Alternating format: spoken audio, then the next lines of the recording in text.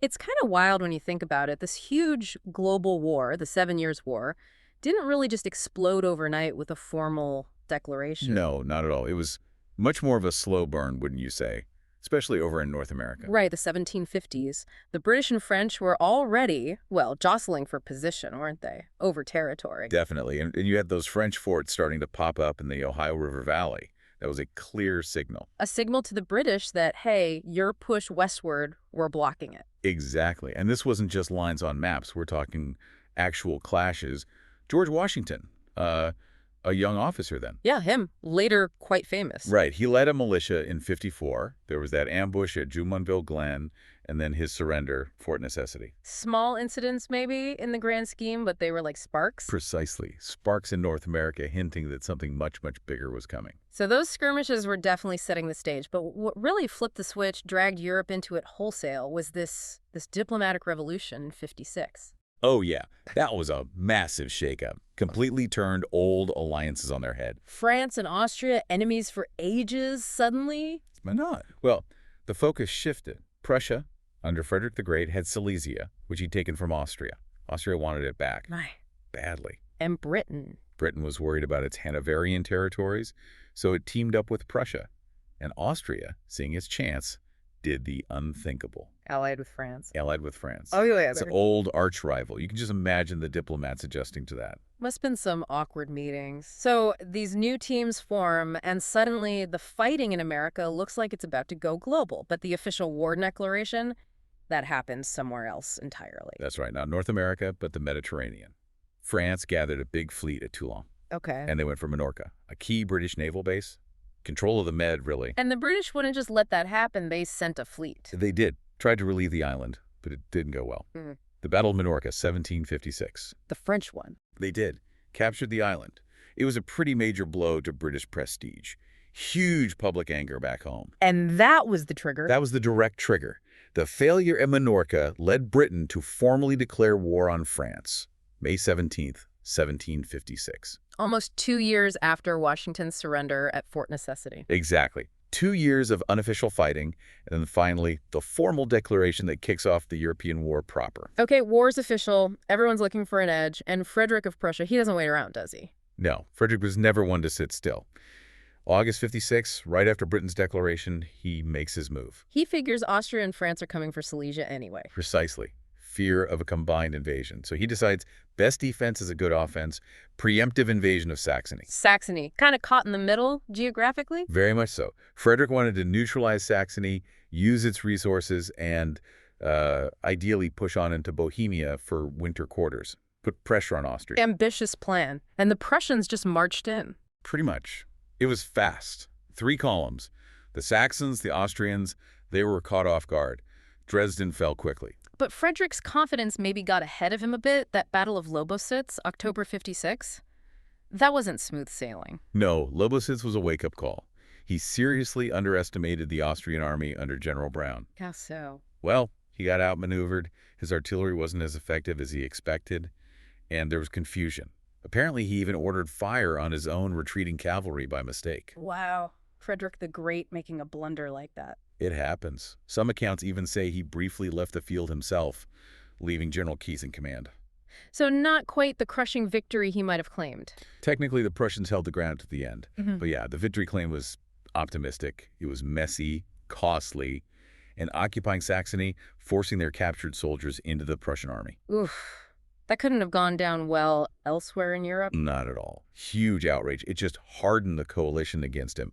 And crucially, the Austrians still held parts of Silesia, and they stopped him getting those winter quarters in Bohemia. So the initial gamble didn't fully pay off? Not entirely. It was costly and maybe showed a bit of overconfidence. But Britain, his new ally, they were backing him up financially. Oh, yes.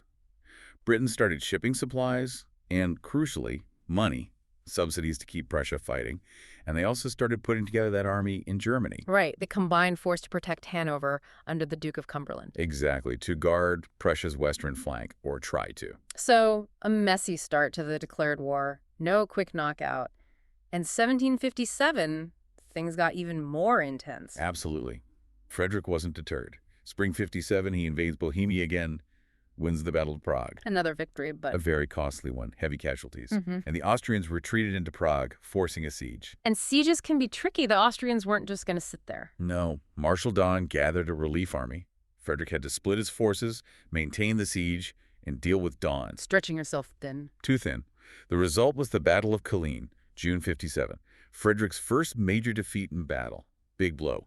Had to lift the siege, pull out of Bohemia entirely. A defeat for Frederick the Great. That must have sent shockwaves. And did others see this as an opportunity? Like Russia? They certainly did. July 57, the Russians take Memel, a key Prussian port. Then they invade East Prussia. August, they win the Battle of Gross-Jägersdorf. The Prussians were surprised by the Russians. Reports suggest they gained a new respect for Russian fighting ability, yeah. Though the Russians had their own problems, mainly logistics.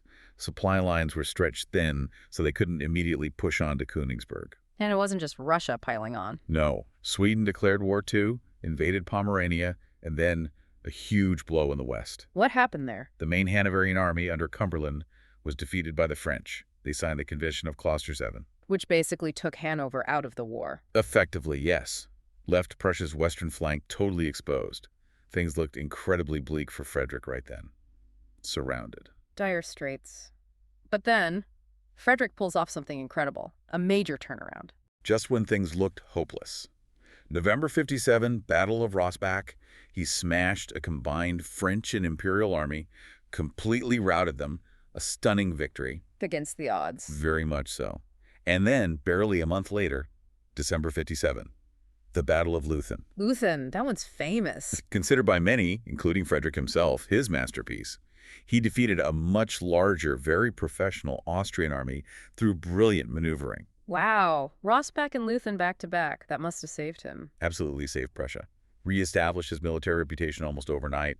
Showed Prussia wasn't done yet. But Austria, they still wanted Silesia, right? They weren't giving up after Leuthen. Not a chance. Empress Maria Theresa was absolutely determined. She replaced her brother-in-law, Charles of Lorraine, with the much more capable Daun as commander. So the fight in the east wasn't over, and Frederick had other fires to put out. Yeah, he had to shift troops to deal with the Swedes in Pomerania. Yeah. Managed to push them back. Blockade Stralsund. And what about Hanover? Was it just out of the war for good? No, Britain didn't accept the Convention of Klosterzeven for long. They repudiated it. Hanover re-entered the war. Under a new commander. Yes, Duke Ferdinand of Brunswick. And he turned out to be very effective. Held the western flank against the French, protected Prussia's back. And Britain itself, even with some losses in North America, was committed to this dual strategy. Fight in Europe, fight overseas. Right. The Pitt-Newcastle government was stable and focused, used naval power to grab colonies, used money and allies to tie down France and Europe. And there's that amazing story about the raid on Berlin itself. Ah, Hadic's raid, yes. October 57. Hungarian General András Hadik. While Frederick was busy elsewhere, Hadik leads this daring Hussar raid. Right into the capital. Circles Berlin, occupies part of it for a night, demands a ransom, gets it, and then slips away safely. Incredible nerve. Hugely embarrassing for Prussia. Just amazing. A little raid that shows the chaos of the time. But okay, even with these swings, the war just ground on for years, didn't it? Until everyone was basically exhausted. Pretty much. By 1762, the treasuries were empty, the armies were depleted. Then you get another massive twist in Russia. The Tsar changes. Tsar Peter III comes to the throne. He's a huge admirer of Frederick the Great. So Russia swaps sides. Briefly allies with Prussia. That must have completely upended everything. It did. But Peter didn't last long. Catherine the Great took over, and she pulled Russia out of the war altogether. Neutral again. Just constant shifts. And Spain jumps in late. Yes. 1762, Spain joins France, which brings Britain and Portugal into conflict with them. Franco-Spanish forces invade Portugal. But they get pushed back. Initially some success, but British troops arrive, and the Portuguese fight hard, guerrilla tactics, scorched earth. The invasion fails. And all this time, the British Navy is blockading France. Relentlessly, choking off trade, supplies. It really hurt France. Louis XV eventually saw that Austria just couldn't retake Silesia without massive French support that France couldn't afford anymore. So France makes peace with Prussia separately. Yeah. Yes, they pull out of the German war. Yeah. That leads pretty directly to the end in Europe. The Treaty of Hubertusburg, February 1763. between Prussia, Austria, Saxony, and basically it just restored the pre-war situation, status quo antebellum. Silesia stays Prussian, Saxony goes back to its elector. Correct. Prussia also agreed to support Austria's candidate for Holy Roman Emperor, but territorially back to where they started after immense cost. And the wider war, North America, India. That ended with the Treaty of Paris, also February 63. Britain, France, Spain. Huge changes there. This is where Britain really gains, right? Massively. Yeah. France gives up almost all of New France, Canada, everything east of the Mississippi to Britain. Louisiana west of the Mississippi goes to Spain. France kept its Caribbean islands, though. Yes. Guadeloupe, Martinique. Sugar Islands, seen as more valuable than Canada at the time, believe it or not. Spain ceded Florida to Britain, but got Havana and Manila back, which Britain captured. And India. British dominance confirmed. French influence, pretty much limited, paved the way for the British Raj. So Prussia survives, maybe even emerges stronger in European eyes. Frederick's reputation cemented. Austria holds on. But Britain walks away with a global empire significantly expanded. That's a fair summary. Prussia established itself as a major power, no doubt. Austria maintained its status. But Great Britain was the big winner in terms of territory and global position.